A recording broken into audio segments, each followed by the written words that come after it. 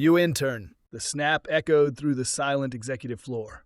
Marcus looked up from the floor grate.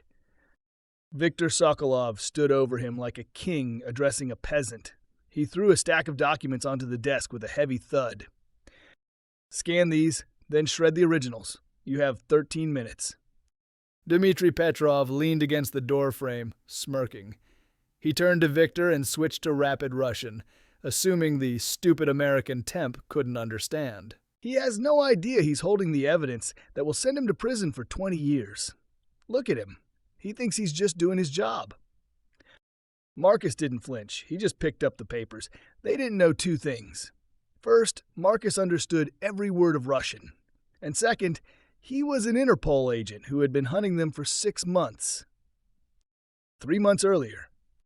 Viktor grabbed the stack and dropped it onto the desk with a thud. Scan these into the system. All of them, then shred the originals. Sir, by 5 p.m. Viktor glanced at his Rolex. That gives you 13 minutes. Think you can manage that, or is that too complicated? A laugh came from the doorway. Dmitry Petrov leaned against the frame, smirking. Senior Vice President of Finance, Viktor's right hand. His suit probably cost more than Marcus's car. Careful, Viktor, Dmitry said. He might actually be able to read. Viktor's mouth twitched, almost a smile. Just scan and shred. Don't look at him. Don't ask questions. Do what temps are told to do. Follow simple instructions. Marcus reached for the stack. It was heavy, at least 200 pages. His fingers touched the top sheet. He could see letterhead. Bank of Cyprus. Account numbers. Problem? Viktor's voice was ice. No, sir. Marcus lifted the stack. Scan and shred by 5. Good boy. Viktor turned to his computer, dismissing Marcus from existence. Dmitry stepped aside as Marcus passed. Try not to jam the scanner, he said. I know operating complex machinery can be challenging. Marcus walked down the hallway toward the copy room, his face neutral, his heart racing. 3 months. He'd been undercover at Sterling Global for 3 months, posing as Marcus Cole, 24-year-old IT intern from Brooklyn. Background checks showed community college dropout, bounced between temp jobs, no red flags. His real name was Mikhail Volkov, senior investigator, Interpol Financial Crimes Division. Born in St. Petersburg, raised between Russia and New York by his diplomat mother. He spoke 5 languages fluently. Russian was his first. And Viktor Sokolov had just handed him exactly what Interpol had been searching for. The copy room was small and smelled like toner. Marcus set the stack on the scanner bed and locked the door. Before we continue, comment where in the world you're watching from and subscribe.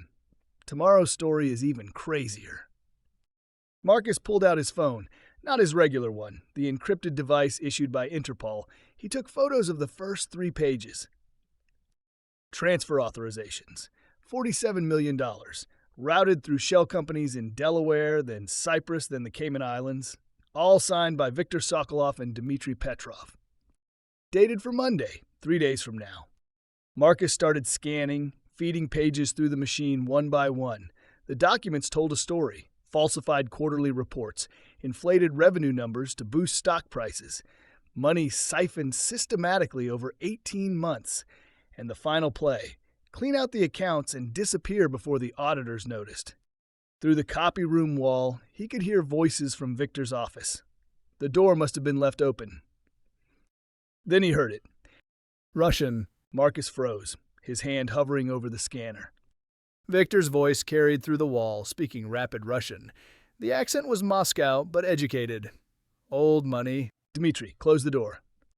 A pause, then Dmitry's voice, also in Russian. The intern? He's in the copy room. Americans barely speak English properly, let alone Russian. We're fine. Marcus kept scanning, but every nerve in his body was alive. He moved closer to the shared wall, positioning himself near the air vent where sound traveled clearest. Viktor continued in Russian, his tone relaxed now. Casual. Monday morning, 9 a.m. Greenwich Mean Time. The transfers execute automatically. 47 million moves from Sterling's operational accounts to Meridian Holdings. And from Meridian? Dmitry asked. Meridian wires to Baltic Ventures within 60 seconds. Baltic moves it to Sunrise Capital in Cyprus. By 9:15, the money's in 3 different jurisdictions and untraceable. Dmitri laughed. And Sterling's compliance team? Won't notice until quarterly review, 6 weeks minimum. By then, we're in St. Petersburg, drinking cognac and laughing about American corporate oversight. Marcus's jaw tightened. He pulled the encrypted phone from his pocket and opened the voice recording app. Pressed record, set it on the shelf near the vent. Victor's voice came through clearly. The board thinks we're preparing the quarterly presentation. Jenkins actually complimented my attention to detail last week. What about the external auditors? Dmitri sounded almost lazy. Comfortable. Paid off. Chen at Whitmore Associates received $200,000 to sign off on the reports. He's already filed the preliminary approval. And if someone gets suspicious, that's what the intern is for. Marcus's hand stopped mid-scan. Victor continued in Russian, and Marcus could hear the smile in his voice. We've documented everything on his login credentials, accessed restricted folders, downloaded confidential files. If anyone investigates, the trail leads straight to Marcus Cole, temp worker with no references, desperate for money, probably drowning in student debt. You think they'll believe he orchestrated this? Dmitri asked. They'll believe he was the tool. Some mid-level employee recruited him, used him to move files, access accounts. He's disposable. Black kid from Brooklyn with a community college education? American prosecutors love an easy target. Marcus felt heat rising in his chest. Not anger, he'd been trained to suppress that, but something colder, more focused. Victor kept talking. By the time the FBI wastes 6 months investigating Marcus Cole, we'll have emptied the Cyprus accounts and moved everything to Moscow. The American legal system is so obsessed with procedure, they'll never move fast enough. What happens to the intern? Fired today. Security escort. Monday morning, we file a report with the SEC. Suspicious activity by a temporary employee. He gets investigated, probably indicted for conspiracy. We get to play the victims of a clever scheme. Dmitri chuckled. He seems like a nice kid. He's a temp. Victor's voice was flat, dismissive. Temps are replaceable. That's the point. You think I remember the names of anyone below director level? The scanner beeped. Stack complete. Marcus gathered the originals, his movements calm and practiced. His face showed nothing. But his mind was cataloging everything. Bank of Cyprus, account ending 4723, Meridian Holdings, Baltic Ventures, Sunrise Capital. Monday, 9 a.m. GMT. Chen at Whitmore Associates, $200,000 bribe. SEC report filed Monday morning to frame Marcus Cole. Not just theft, conspiracy, wire fraud, international money laundering, and now framing an innocent person for federal crimes. They just upgraded from white-collar crime to something Interpol could prosecute across 4 continents. Marcus loaded the originals into the shredder and pressed start. The machine hummed, teeth grinding paper into confetti. Through the wall, Victor and Dmitri were still talking. When do we tell Sokolov? Dmitri asked in Russian. Who? Your cousin, Anatoly, the one who set up the Cyprus accounts. Victor laughed. Anatoly gets his cut when we're safely in Russia, not before. Family or not, I don't trust anyone with this much money until I'm beyond extradition. Marcus's photographic memory clicked. Anatoly Sokolov. He'd seen that name in the Interpol database. Suspected money launderer, operated between Moscow and Nicosia. Never enough evidence to charge, until now. What about our exit strategy? Dmitri's voice had an edge now. Planning mode. Saturday morning, we both take personal days. Flight from JFK to London, then London to Moscow. We'll be in Russian airspace before Sterling even opens on Monday. Passports? Already arranged. New identities, just in case. Cost me $80,000, but worth it. Marcus pulled out his phone, the regular one this time, the one Marcus Cole, the intern, would carry. He snapped a photo of the shredder receipt, showing the date and time. Evidence of following Victor's orders exactly. The encrypted phone was still recording every word from the office. Victor's tone shifted. Harder. Listen to me, Dmitri. This is the last job. We pull this off. We're set for life. 47 million split 2 ways, minus Anatoly's cut. We each walk with 20 million. Clean. Untraceable. And if something goes wrong, nothing goes wrong. We've spent 18 months setting this up. Every wire transfer has a legitimate invoice attached. Every account has a business purpose on paper. We've blamed the intern. The auditors are paid off. The board trusts us completely. Jenkins trusts you, Dimitri corrected. The chairman thinks you walk on water. Because I've made Sterling 30% more profitable in 2 years. On paper. Victor's laugh was sharp. Funny how easy it is when you're just moving the same money in circles and skimming off the top. Marcus checked the shredder. Empty. He gathered the bag of shredded documents, evidence he'd followed instructions, and grabbed his phone. Time to face them. He walked back toward Victor's office, the bag rustling in his hand. The encrypted phone was safely back in his pocket, still recording. His regular phone was visible, playing music through one earbud, the image of a careless intern who wasn't paying attention. He knocked on Victor's doorframe. Victor and Dimitri both turned. Their faces shifted. The Russian conversation vanished, replaced by corporate masks. "Done already?" Victor asked in English. His tone had that same condescending edge. "Yes, sir. Scanned everything. Originals are shredded." Marcus held up the bag as proof. "Good." Victor waved him away. "Put that in the secure disposal bin downstairs, then you can leave. It's almost 5:30. Actually, sir, I was hoping to finish organizing the server cables before the weekend. There's a tangle behind—" "Marcus," Victor's voice cut like a blade. "It's Friday evening. Go home. The cables can wait. We don't pay overtime for temps." "Yes, sir." Marcus turned to leave. "Oh, and Marcus," Dmitri called out. Marcus stopped, turned back. Dmitri smiled, the kind of smile that didn't reach his eyes. "Try to have a good weekend. Relax. You work too hard for an intern." There was something in his tone. Not quite a threat, but close. "Thank you, sir. You too." Marcus walked to the elevator, bag of shredded evidence in hand, hit the button for the lobby. The doors closed.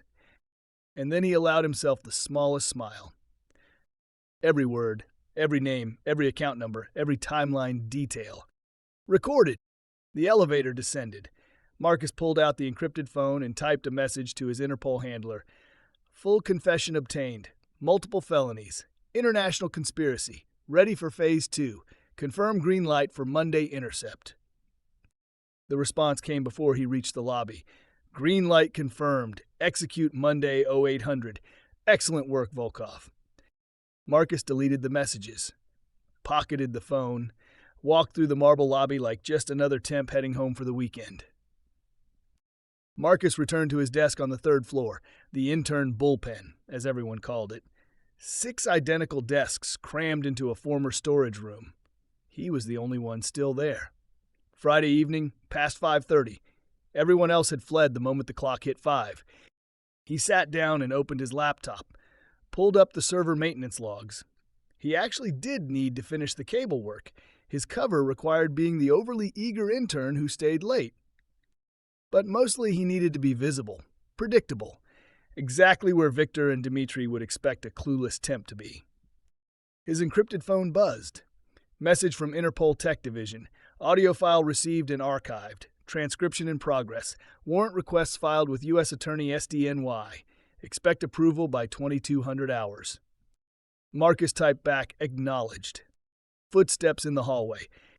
Marcus minimized the message and pulled up a spreadsheet. Looked busy, harmless. Victor appeared in the doorway, Dimitri behind him. Both had their suit jackets off now, ties loosened. End of the week casual. They looked relaxed, comfortable. Victor held 2 coffee cups from the executive lounge. He handed one to Dimitri, took a sip from his own. "Marcus," Victor's tone was surprised. "You're still here?" "Just finishing the server documentation, sir. Want to make sure everything's organized for Monday." Victor walked into the bullpen, glanced at Marcus's screen. "Server logs. Thrilling Friday night." "Someone's got to do it, sir." Dimitri leaned against the wall, smirking. He said something in Russian to Victor. "The kid actually thinks this matters." Victor responded in Russian, his voice amused, probably hoping we'll notice his dedication and make him full-time. "Should we tell him temps never get converted?" Dmitri asked, still in Russian.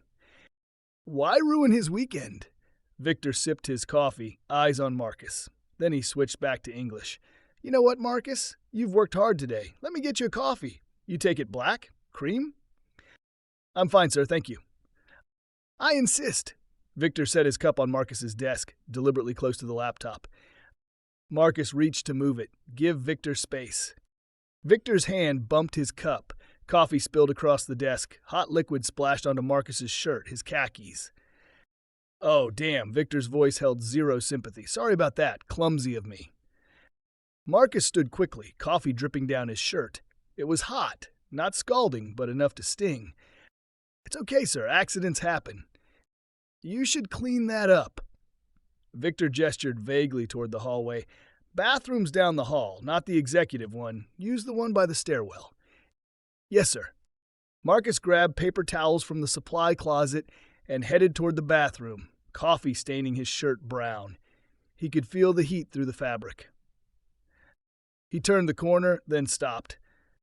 Pressed himself against the wall, just out of sight from the bullpen. Waited. Victor's voice drifted down the hallway. Russian again, relaxed, confident. You think he suspects anything? Dmitri asked. Victor laughed. Please, look at him. He probably doesn't even know where Cyprus is. The timing's convenient, though. We give him documents to destroy the same day we're planning the final transfer. That's the point. Victor's voice was patient, like explaining something to a child. We create the paper trail, his login accessing restricted folders, his workstation scanning confidential files. We fired him today. HR already has the documentation. Monday morning, we file the SEC report. By the time federal investigators trace the money, Marcus Cole is the only name in the system. And the actual transfers happen automatically. I set the protocol 3 months ago. Monday, 9 a.m. GMT, the system executes. Meridian receives $47 million from Sterling Operational. 60 seconds later, Meridian wires to Baltic Ventures in Cyprus. Baltic wires to Sunrise Capital in the Caymans. 3 jurisdictions, 3 different legal systems. By the time the Americans get a court order, the money's in Moscow. Marcus's grip tightened on the paper towels. Every word, every detail. The encrypted phone in his pocket was still recording. Dimitri's voice turned sharper. What about the board? Jenkins isn't stupid. Jenkins is arrogant, Victor said in Russian. He thinks he built Sterling from nothing. Thinks he's untouchable. Men like that don't see betrayal coming. They can't imagine someone being smarter than them. And when the money disappears. We've already planted the narrative. Marcus Cole. Desperate temp, probably drowning in debt. Someone recruited him. Mid-level employee, maybe. The intern was just the access point. Jenkins will believe it because it protects his ego. He got fooled by a sophisticated scheme, not by his own CFO. Dmitri laughed softly. How long before they realize? Quarterly audit, 6 weeks minimum. The external auditors won't flag it. Chen's already signed the preliminary reports. By the time internal accounting notices the discrepancy, we're untouchable. Russian citizens on Russian soil. No extradition treaty. Your cousin Anatoly will have the accounts ready? Anatoly's been waiting 2 years for this. He gets his $5 million, we get the rest. Clean accounts in Moscow, St. Petersburg, and Sochi. New identities if we need them. But honestly, we won't. Russia doesn't care about American corporate theft. Marcus's jaw clenched. Not just theft, not just framing an innocent person. They'd thought through every angle, every escape route, every protection. They'd made one mistake. They assumed the intern couldn't understand Russian. Victor's voice continued. The beauty of this, Dmitri, is the simplicity. We use their own system against them. Sterling's security protocols, their audit procedures, their hiring practices, all of it designed to protect them. And all of it made this easier. What about the temp agencies? Won't they investigate Marcus's background? What background? Community college dropout, bounced between 3 temp agencies in 2 years. No references worth checking, no family with money or connections. He's invisible. Perfect patsy. Marcus felt that cold focus settled deeper, not anger, something more useful. They'd called him invisible. They had no idea how visible he was about to become. He waited another 30 seconds, then walked back toward the bullpen, shirt still stained, looking irritated and uncomfortable. Victor and Dimitri were at the window now, looking out at the Manhattan skyline. Sunset painted the buildings orange and gold. "Sorry about the shirt, Marcus," Victor said in English, not turning around. "Send me the dry cleaning bill. I'll have accounting reimburse you."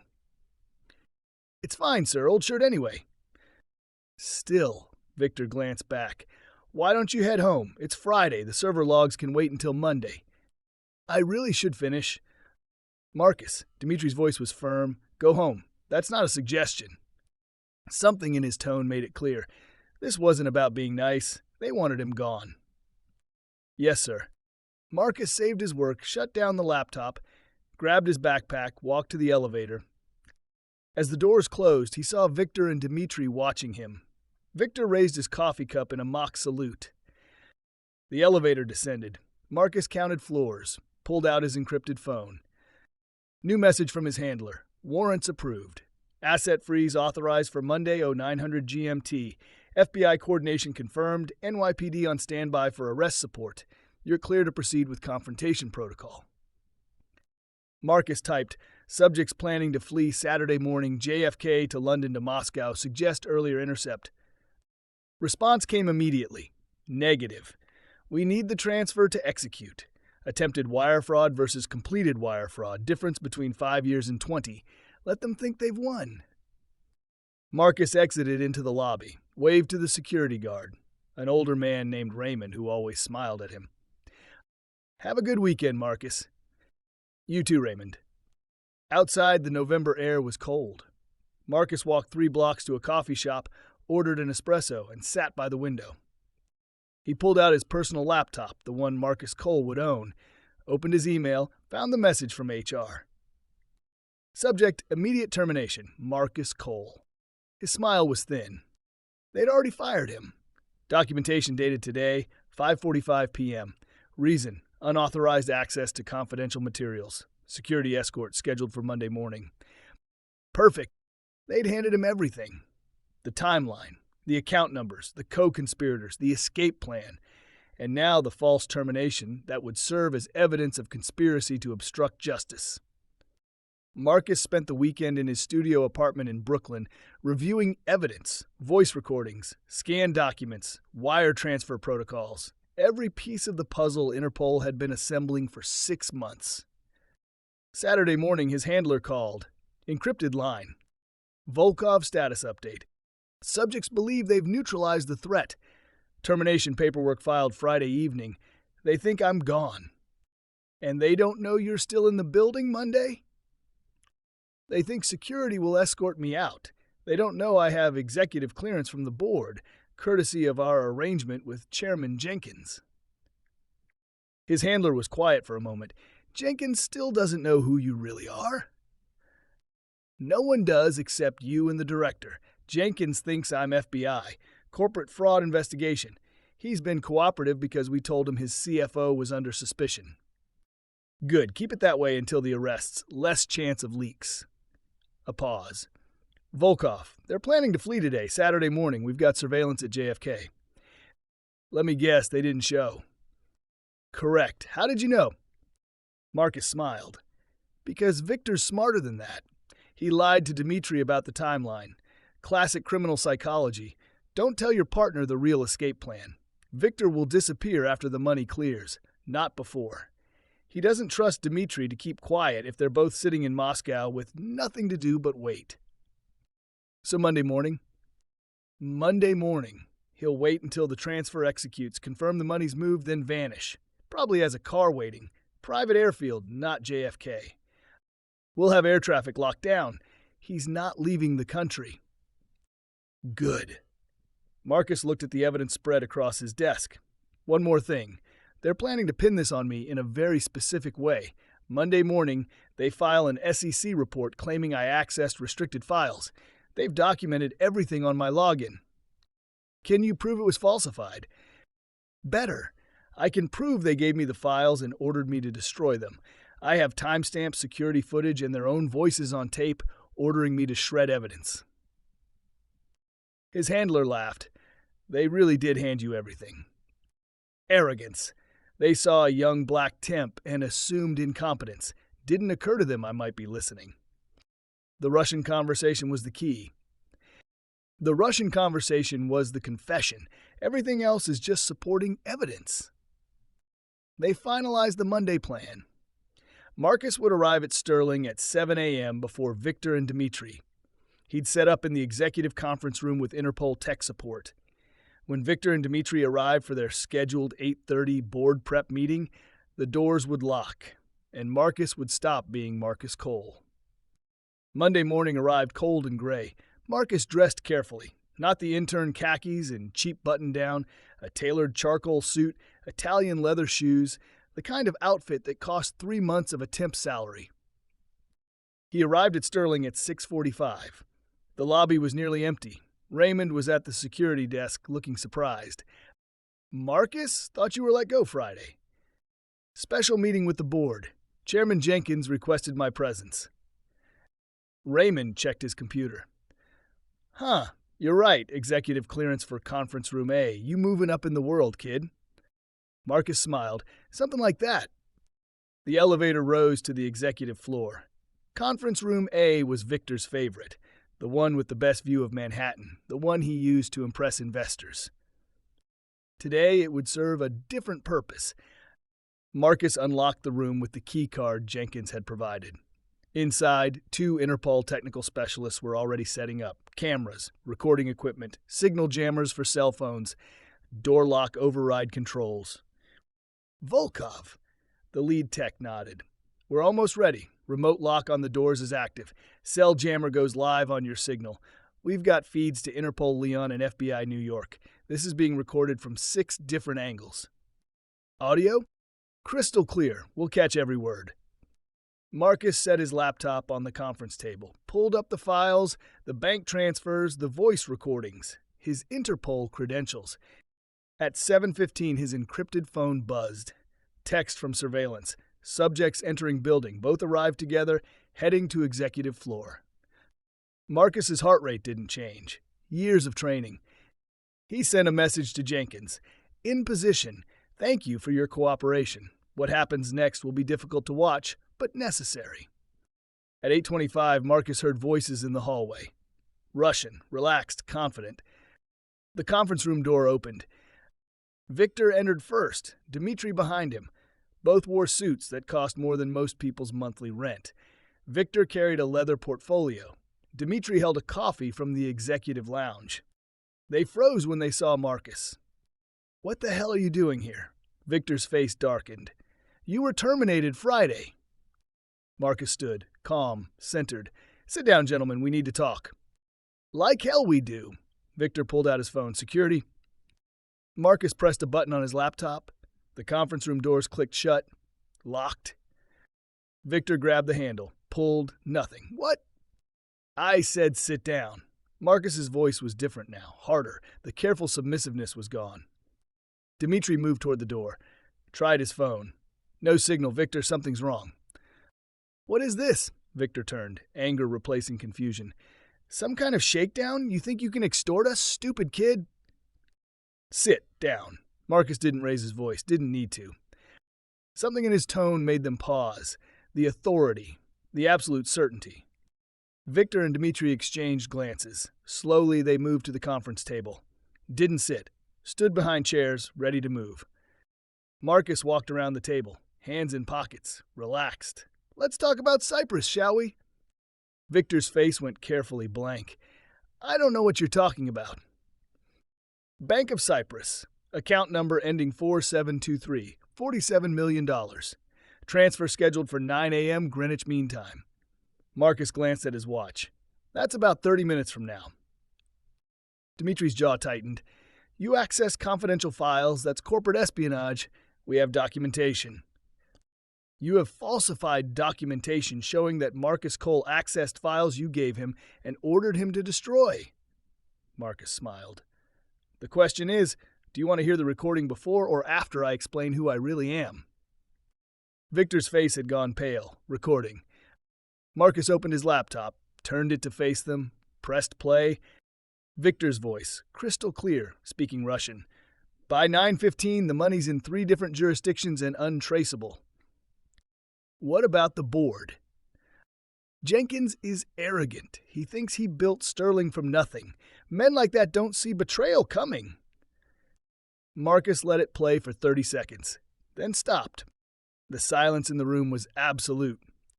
That's impossible. Victor's voice was barely a whisper. You don't speak Russian. Marcus smiled, and when he spoke, his voice was different. The accent, perfect St. Petersburg Russian, educated, native.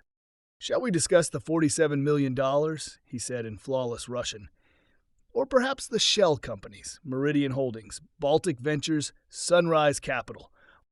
Victor stumbled backward, hit the chair. Dmitri's face had gone gray. Marcus continued in Russian, each word precise. Bank of Cyprus. Account ending 4723. Transfer scheduled for 9 a.m. GMT. That's in 28 minutes, by the way, though I should mention the account's already frozen. Who are you? Victor's voice cracked. Marcus reached into his jacket, pulled out a leather credential case, opened it, set it on the table. The badge gleamed under the conference room lights. Blue and gold, Interpol, Financial Crimes Division. Below the badge, Senior Investigator Mikhail Volkov. My name is Mikhail Volkov, Marcus said, still in Russian. I've been undercover at Sterling Global for 3 months. You made it remarkably easy. Dmitri lunged for the door, pulled hard, nothing. Turned to the windows, 40 floors up, no way out. Victor just stared at the credentials. You're not FBI. No, Interpol, which means your little plan about hiding in Russia. Marcus shook his head. Russia is a cooperating member nation for financial crimes, especially when the evidence is this strong. You have nothing. Victor's voice was desperate. 1 recording. That's inadmissible. We never actually transferred the money. You're about to. Marcus turned the laptop screen again, showed them a different window. Live bank feed. Bank of Cyprus. The account ending in 4723. Current balance 0. Status frozen by Interpol order. Victor stared at the screen. His hands gripped the back of the chair, knuckles white. That's not possible, he whispered. The account's encrypted, protected. By Anatoly Sokolov, your cousin. Marcus pulled up another window. Who's currently being arrested in Nicosia by Cypriot authorities? They're very interested in his money laundering network. 23 shell companies across 6 jurisdictions. You were just 1 client. Dmitri sat down hard. The color had completely drained from his face. This is a mistake. We can explain. Explain what? Marcus's voice was cold, surgical. The falsified quarterly reports, the inflated revenue numbers, the 18 months of systematic theft, or maybe you want to explain how you plan to frame me for federal crimes. He pressed play on another recording. Victor's voice filled the room, speaking Russian. We fire him today. Monday morning we file the SEC report. Marcus Cole gets investigated, probably indicted. The American prosecutors love an easy target. What happens to the intern? He's a temp. Temps are replaceable. Marcus stopped the recording. Let the silence hang. You see, Victor, you made 3 critical errors. Marcus held up 1 finger. First, you assumed I didn't speak Russian. My mother was a diplomat in St. Petersburg. Russian is my first language. Second finger, you assumed I was actually Marcus Cole. I'm not.